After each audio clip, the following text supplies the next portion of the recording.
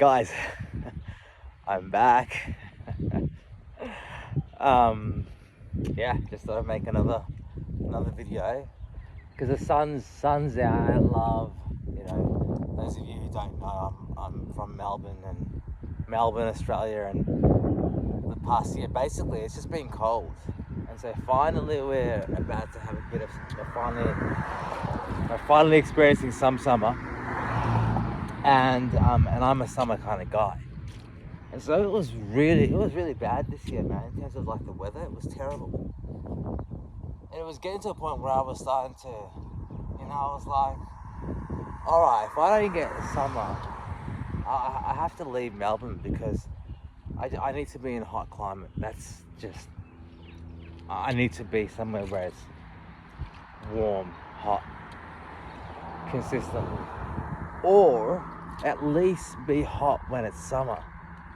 Right, at least let me look forward to summer, assuming I'm still alive, Which brings me to the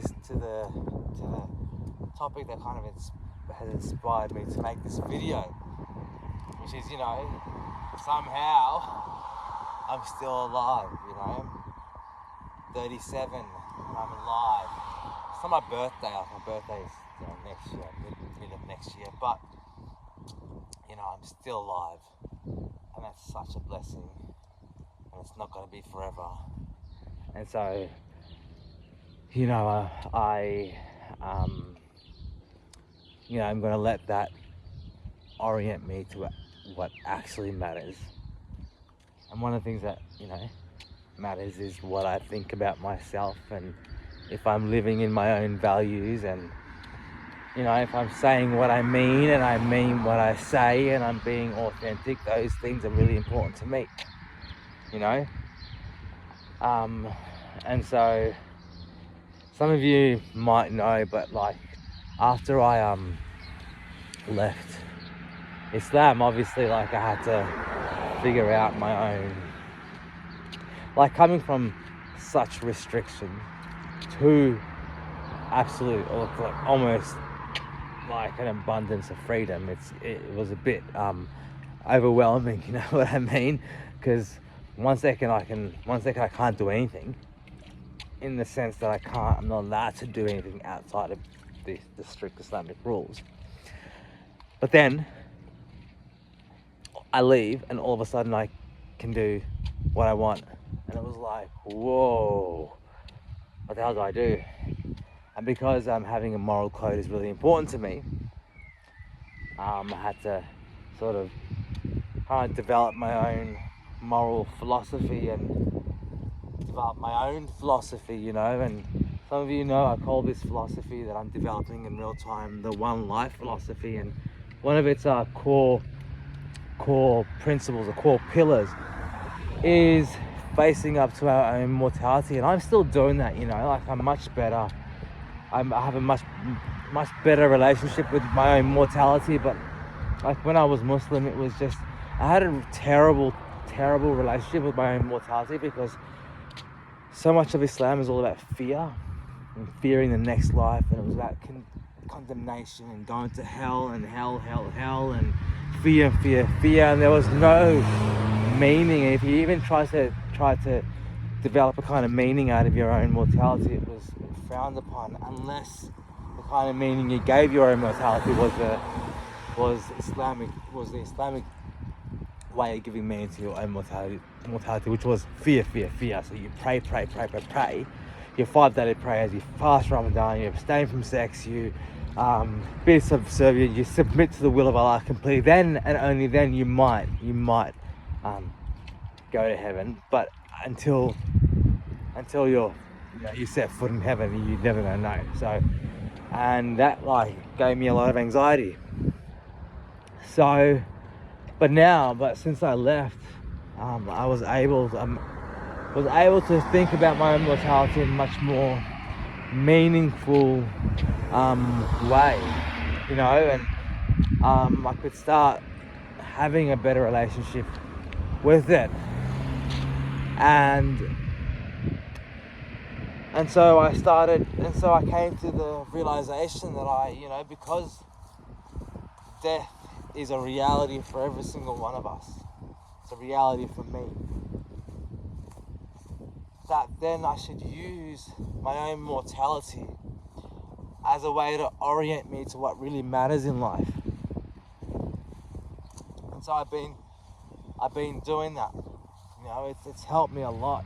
You know, I always say if you're the kind of person that struggles with not letting the opinions of others get to you or worry you, or you know, if you're the kind of person that succumbs to the opinions of other people and you let it ruin your day, a good trick to kind of get out of that mindset is to remember you are going to die. And so what does it matter? Like on your deathbed, are you really going to be thinking about these people? No. And half the time these people you know, it's this weird thing where sometimes you can feel like the whole world is just watching you, particularly if you come from like my kind of context. You know what I mean? Where everyone's policing everyone, and you know, so I'm Somali, for example, and I remember growing up, like if you're you know, if you're out and about and just doing your thing, the last kind of person you wanted to see was a Somali person, you know. So anyway, so if you come from like kind of my context where everyone's kind of policing each other in order to save themselves, you know. I remember when I first started empowering myself, you know, it started with protecting myself from my own, you know.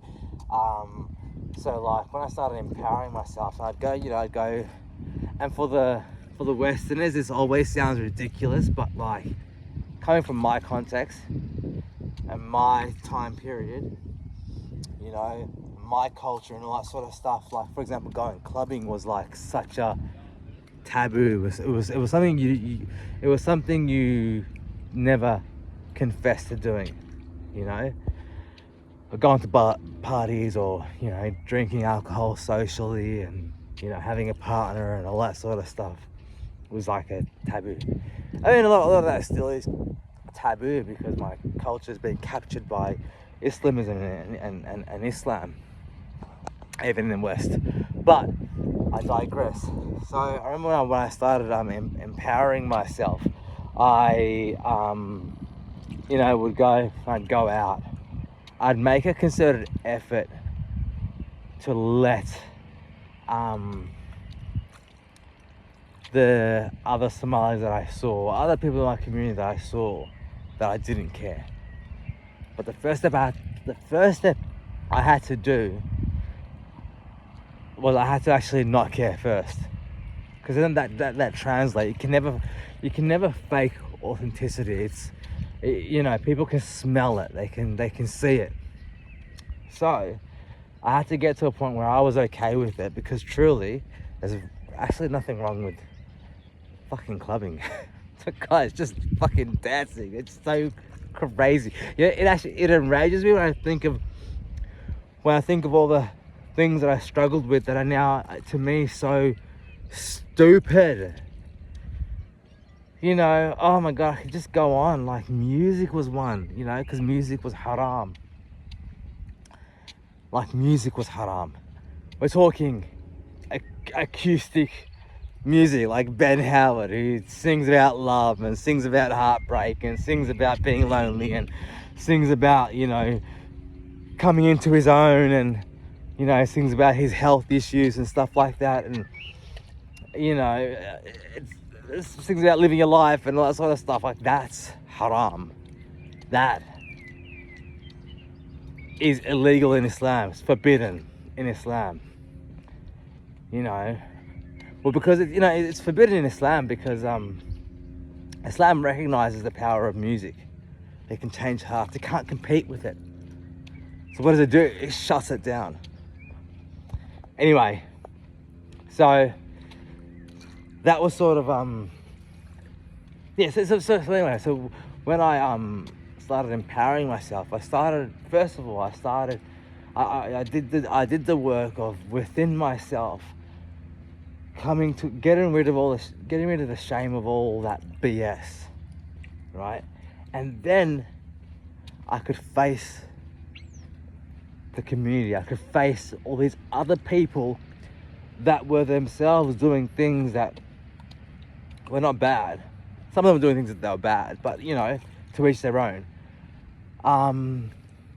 But they, you know, because everyone was like policing each other, and predominantly people would police each other because they wanted to have something on you so you couldn't then expose them.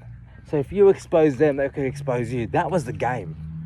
And that was the game that I grew up in. That was the kind of environment that I grew up in, right? So for me, it was like, I was like, well, I don't want someone to use me against me. So this is what I was trying to get to on my previous video that I posted the other day. Was that like I'm naturally a private person, but because of my circumstance, right, I didn't have the luxury of being a private person, right? I didn't have that luxury. So for me, I had to let go. I had to let go of the idea of wanting to be a private person and living my life kind of quietly and privately, because the number one factor is I have that luxury. I didn't come from a society, a culture, a community, or family that honored privacy in that way. So I didn't want others to use me against me. So guess what the antidote was to that? It was, well, I'm gonna tell about me, so you can't tell about me. So when I tell about me, what's left? What can you tell about me if I'm already telling about me? And my God, it was the scariest, most empowering fucking thing I ever did. Of course it comes with its consequences, but boy, I would much rather any of those consequences, you know. People spreading rumors about me, people, you know, enjoying, you know, my struggles, people trying to use my struggles against me, people trying to twist my story and make it into something else, people trying to use my own authenticity against me. And it was a whirlwind, but it was so rewarding because I then became a friend to me, right? I became a friend to me, and I could then stick up for me, and I could say, no, that's not what happened. This is what happened. And that's where, you know, integrity has been something I always valued, you know, and it's such an empowering, you know, way of being, you know. You say what you mean and you mean what you say, you know what I mean? You do what you're gonna say you're gonna do. You behave the way you behave the way in accordance with your values, you know. And so it's funny because people are attracted to that, right? People are attracted to that. They gravitate towards that. You know, but there are the good people who value that, who are attracted to that. But there are also the leeches who are also attracted to that, and they see, oh, there's something I can take from that, you know. And it's oh man, I'll have to do a deep dive one day, man. Like I have to do a deep dive, particularly like, you know, things aren't as they appear. You know, society isn't as it presents itself. People aren't as they present themselves, because, you know, the more you come into yourself and the more you start acting in accordance with your own nature, you really start to see what people are really made of, you know, and how so many people are living in a complete facade. You know, it's just, I'll have to do a deep dive on this, because it's just, what I've seen, it's been fascinating, it's been mortifying, it's like made me, on one level, it's made me love human beings. On one level, it's made me really question human beings and just take a step back, and you know, because I'm the kind of person that when I see something, I'm not going to unsee it. You're not going to get me to delude myself out of what I just saw. I saw it. Sorry. If the sky is blue, the sky is blue. That's it. You can't make me think the sky is purple. Sorry, not going to happen. So, you know, it's just, I can't, you know, oh God. But I'm alive. I'm alive, and I'm so grateful to be alive, because I know it's going to end. I know it's going to end, and I don't want to, you know, if I get to, knock on wood, man, like if I get to the age of 90, I'm praying, you know, I mean, I don't believe in a God, but like, I'm just praying my body lasts till I'm 90. That's like my dream age to live, you know, it's 90. 90 fucking, can you imagine 90 fucking years old? That's crazy. You know, I hope that I'm able to live till 90. I'm hoping that not only will I be able to live till 90, to live to be a healthy 90-year-old, but to also to look back at these videos and my podcast and all that sort of stuff, my channel in general, when I'm 90, and be like, oh my God, that kid, he had no idea what it was in for, you know, where he was going, and blah blah, and stuff like that. So I'm really excited about that. But coming back to people and their just leading false lives, you know, and look, I get it to a point, but to another point, I just don't. Do you know what I don't understand? I do, but I dislike it. I have a distaste for this.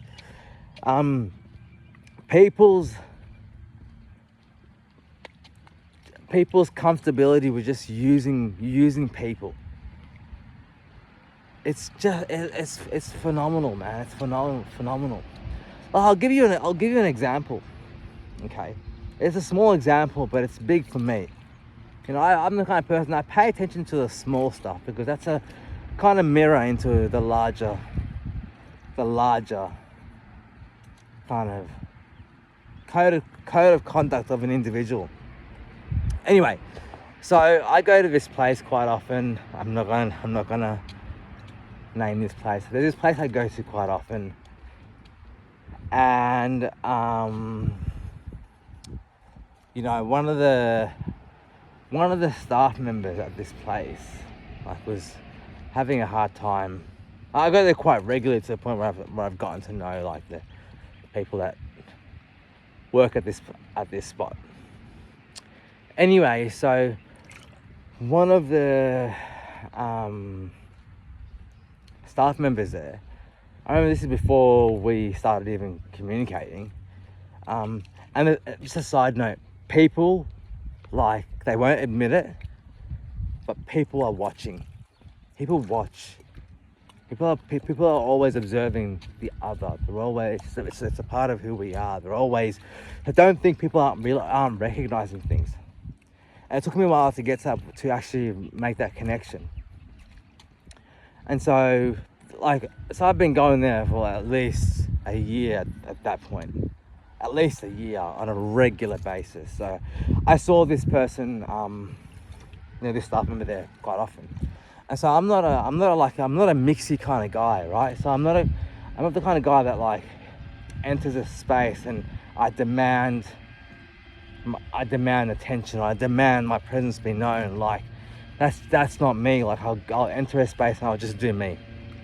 You know, I don't desire to take up space, but I'll just do me. You know, so that's kind of how I operate. Anyway. So, he'd been like, you know, it got to the point where, like, this place knew my regular order and all that sort of stuff, and I generally used to hate that, because I'm a creature of habit, right? So if I go to a place and I like the service they kind of provide, I generally just go back and get the same thing. Anyway, so he was, you know, bringing me the stuff that I bought, and And then he just like started a conversation with me, and then he just started divulging all this stuff that was going on in his life. We hadn't really had a conversation prior to that, like it was like a hi bye thing. And so, which I thought was a bit strange. You know, I don't like it when people do that, because you know, I don't know you, you don't know me. I'm a firm believer of you know, like my life, my responsibility, and your life, your responsibility, and we don't know each other, so I don't know, like, but at the same time, I get it. Some people are desperate and they need just an ear, you know. So anyway, it was just kind of, it was dumping, basically, emotionally dumping on what he had going on. Anyway, so after that, he kind of, you know, sort of got to know each other a bit, and he, you know, told him I was a writer and I was working on it, because I go to this place to write. It's basically where I wrote my entire book, which is out, by the way. My book, Stop All the Clocks, Collection of Poems, is out. I'll leave the description. I'll leave the information in the description box for you guys to have a look. It's basically a collection of poems, 21 poems, in which I'm responding to 21 films that I absolutely love. And these films have given me support throughout my life, and these films mean so much to me. And so the themes in these films relate to the themes in my life. And so I write about, and so this collection is about my life. I go through 3 main events or struggles in my life, or pain points, if you want to call it. And that is obviously Islam and leaving Islam. So I can't detail my experience of leaving Islam. I detail the relationship between me and my narcissistic mother, and I also detail what it was like, you know, being gay and coming to terms with being gay and all that sort of stuff. So it's a collection of poems, 21 poems. It's a short read. Yeah, buy it.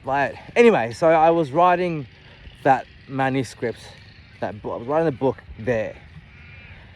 And so he'd ask me, what do you do, and blah, blah. I told him my day job, but outside of that, but what I really like, because I consider this my thing, you know, writing and my channel and stuff like that, and speaking to people. My camera, I'm getting too close, like an old guy, you know how there's old guys that kind of, how they do it. This is how they record.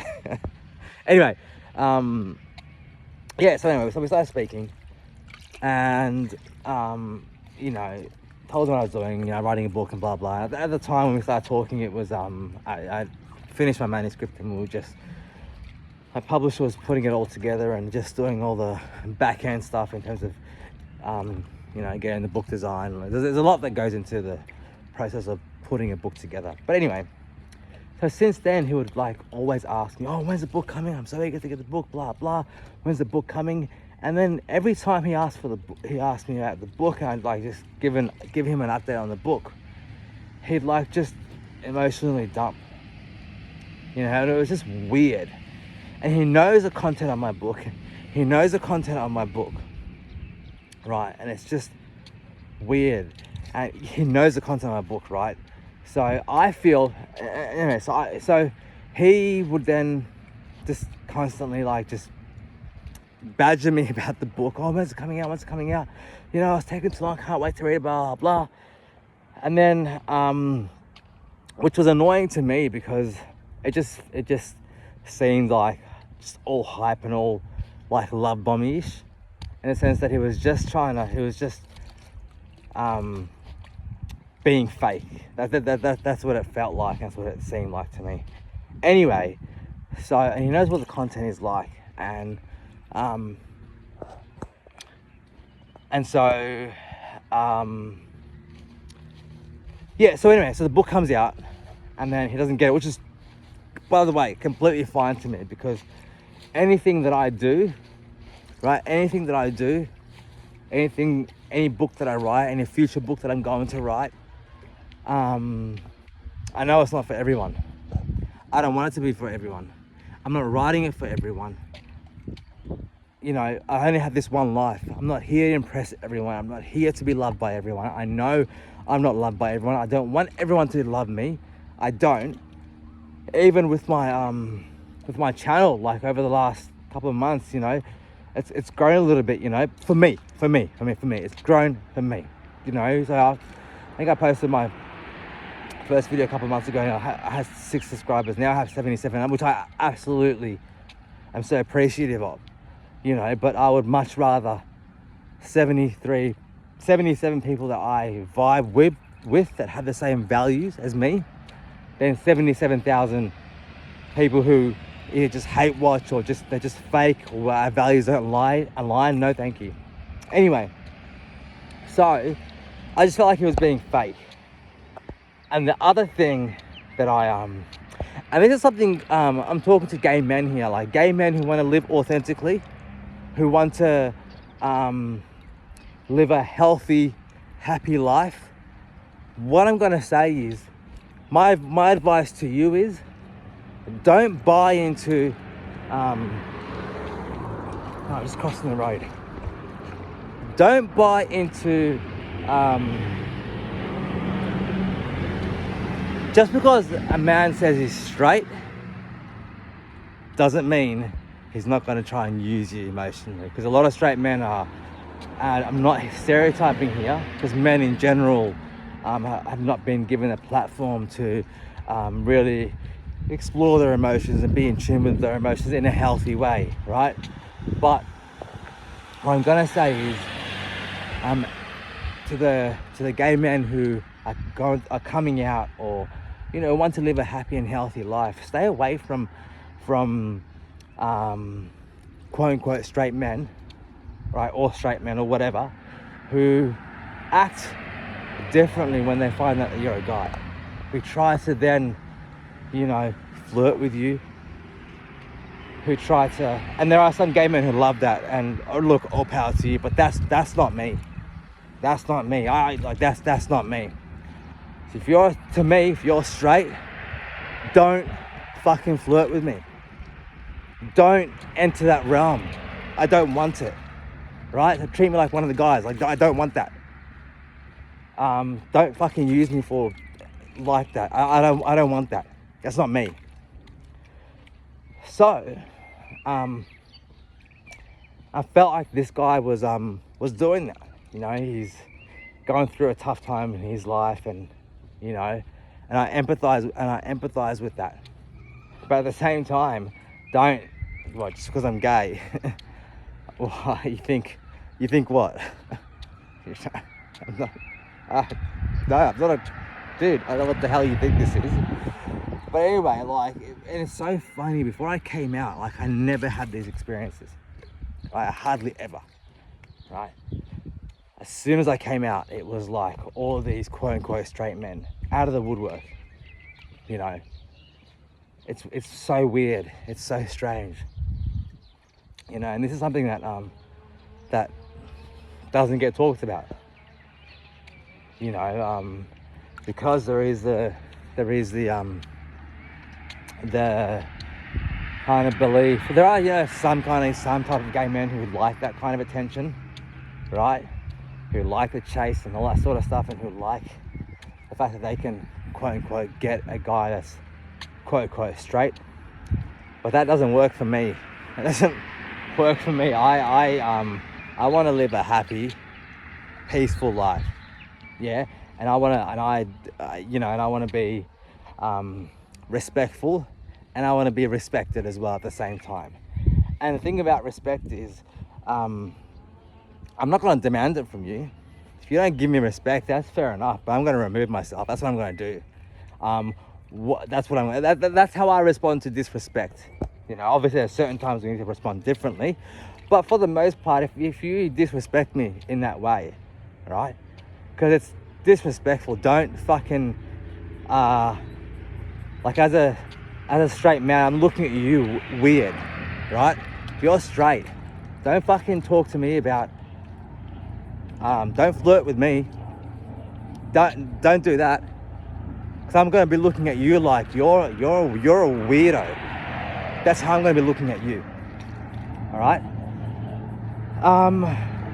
You know, it's amazing. It's amazing. I know people are so like starved emotionally. I understand that, and for some people it makes them do these weird things, and they feel like, oh, okay, because this guy's gay, maybe he'll be able to give me something that I won't be able to get. And it's also exciting to be getting this from another guy, but for me it's like, nah dude, nah. Not happening. Not happening. I'm not 21, you know, and I'm at a place in my life where that's just not a vibe for me. And so anyway, so I go back to this. I say that to say that this guy was kind of doing that, and I'm like, dude, this is what like I can't respect about certain quote unquote straight men. I can't respect you as a man if that's how you behave with me because I'm gay, right? It says so much about you and about who you are and what you may or may not be, you know. So, and look, there are people who are confused. That's fine, right? But just be honest about your own confusion. Because if you're straight, that shouldn't be happening. I'm just another guy to you, yeah. But yeah. Anyway, so you know, like, you know, being alive, that's, you know, you learn, you know. But see, what I was just like articulating now, I wouldn't have gotten to if I didn't recognize that I was going to die. If I didn't recognize that life's too short. So what the fuck do I want? I want a happy, peaceful life. And if I want a happy, peaceful life, I have to be able to identify people like that, who will treat me in certain ways if I let them. You know what I mean? And everyone has their own like thing they have to grapple with. And for me, whether I like it or not, the world will treat me a certain way because I'm gay. I'm not being a victim here. It's not that the world's going to treat me like, oh, you know, I live in Australia, so it's really good to be gay in Australia. It's fantastic, you know. But everyone has a cross to bear. Like straight men don't have to deal with what I've just articulated, because you know, I never had to deal with this when people perceived me as straight or when I didn't come out. I was just one of the guys, and that was great. You know what I mean? But it was also tragic at the same time because I couldn't be with a man. You know, ultimately that's who I'm going to end up with. I'm going to end up with a man. I'm going to fall in love with a man. But guess what? I'm not going to fall in love with a man who's in the closet or who's messy in this way. You know what I mean? It's not gonna, that's not going to happen. You know, it's going to be a mutual thing. So anyway, I think I shall let you guys go now, or I have to go anyway. So peace out.